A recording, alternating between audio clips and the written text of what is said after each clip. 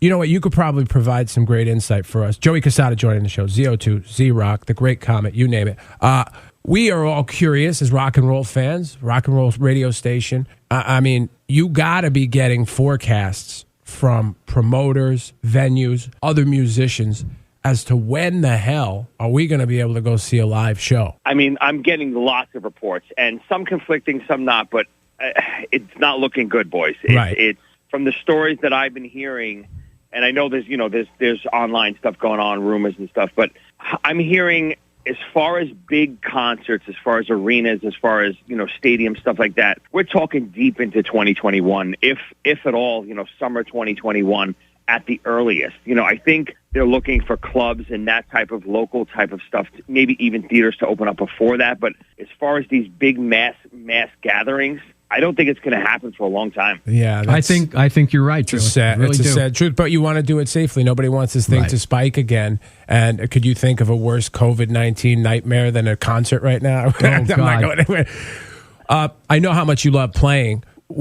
What gigs were canceled? What were you working on musically that was coming up for you? Yeah, I had a lot of dates. I'm playing with Eric Martin from Mr. Big. We had dates all through the summer. Believe it or not, most of them are not officially canceled yet. Obviously, I think they are, but we haven't gotten word that they're officially canceled yet. But I can't imagine any of that stuff happening. So, I had a lot of dates scattered throughout the summer with them, and just looks like nothing's going to happen. They're not, a couple big arenas, couple like festivals we were doing, but most of them were just clubs and theaters and stuff like that. But still doesn't look like it's going to happen. Crazy, right? That is crazy. I was reading yesterday an article about Metallica and how they're thinking about doing a quarantine album. I don't know how you would do that, but they're talking about it. Now, believe it or not, with today's technology, and I'm doing a lot of that right now too, and people have been doing this for years already.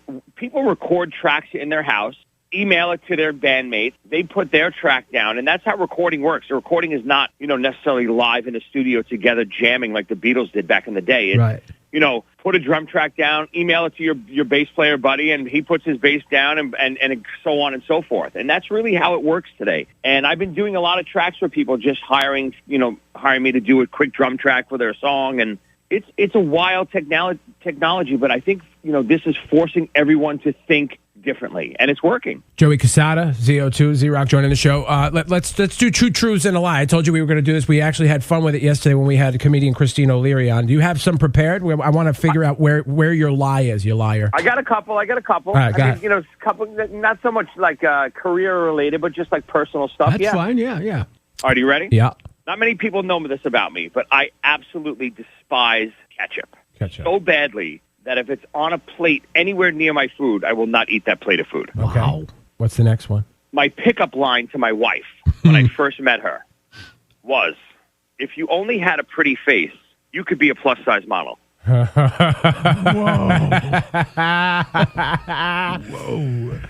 And the third, yeah. I was actually studying to become a nurse right before we started filming Z-Rock. Actually, during filming Z-Rock. Huh. Okay. Wow. This is difficult. Now, here's what's weird about the ketchup one for me, because I've eaten with you, and I know we ate so much, and that was a big thing about ZO2. You guys ate an unusual amount of food, and meals were like a big deal.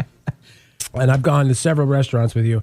I don't remember specifically the ketchup thing, though. The pickup line, I could see you do. These are tough. I could see you doing the pickup line, but you're also a very nice person, and I know how much you adore your wife. The nurse thing, I'm pretty sure is true. So I'm going to say the pickup line is the lie.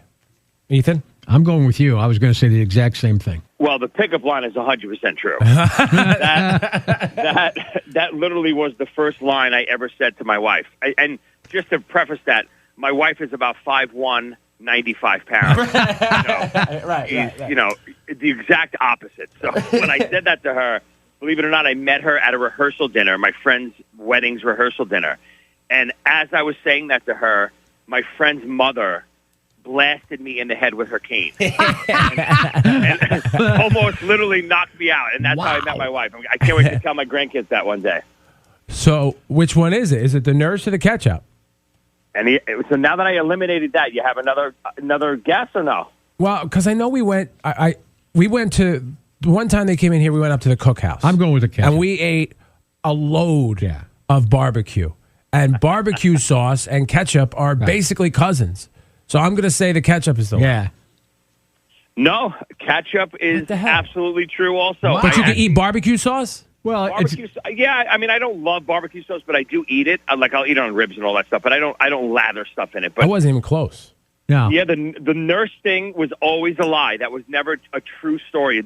That was like an ongoing joke on Xerox, and that was absolutely not true. I actually worked in a hospital for years, but I never studied to become a nurse. But ketchup, I absolutely despise ever since I'm a little kid. Look at that. I like gobs and gobs of ketchup. Worked in the hospital, not even a nurse. He's just doing procedures left and right. Right. Like, who are you, sir? Well, I'm in a bed.